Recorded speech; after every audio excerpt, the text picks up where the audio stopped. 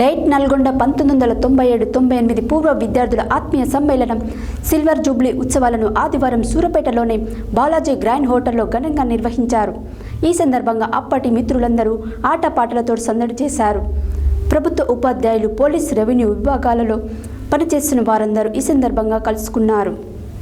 Diet Nalgonda 1997-98 పూర్వ విద్యార్థుల ఆత్మీయ సమ్మేళనం సిల్వర్ జూబ్లీ ఉత్సవాలను ఆదివారం సూర్యాపేటలోని బాలాజీ గ్రాండ్ హోటల్లో ఘనంగా నిర్వహించారు.